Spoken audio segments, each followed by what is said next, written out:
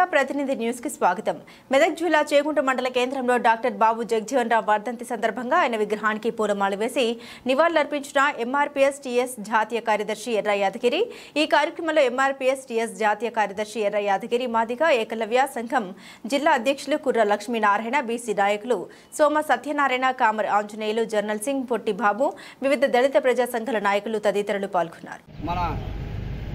ఈరోజు మండల కేంద్రమైనటువంటి చేగుంట గ్రామంలో బాబు జగజీవనరావు గారి వర్ధంతి సందర్భంగా మండల కేంద్రంలో ఈరోజు ఆయన విగ్రహానికి పూలమాలలు వేసి ఘనంగా నివాళులు అర్పించడం జరిగింది.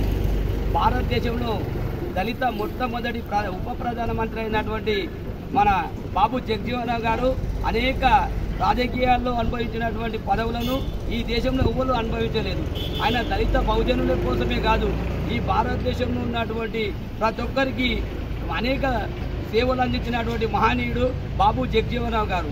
అదేవిధంగా బాబాసాహెబ్ అంబేద్కర్ గారు రాసినటువంటి రాజ్యాంగంలో పొందుపరిచినటువంటి హక్కులను వెతికి తీసి ప్రతి ఒక్కరికి సమాన హక్కులను పంచిపెట్టినటువంటి మహనీయుడు బాబు జగజీవనరావు గారు. తాను ఒక మాట అన్నాడు, అడుక్కుంటే వచ్చేటివి కాదు, హక్కులు పోరాడి సాధించుకుంటే తప్ప అనే మాట అనడం వల్లనే ఈరోజు మనము ఏదో అయ్యప్ప అంటే వచ్చే ఆలోచనలు కావు, మనం పోరాడి సాధించుకుంటేనే ఈరోజు మనము ఈ స్థాయిలో నిలబడ్డాము.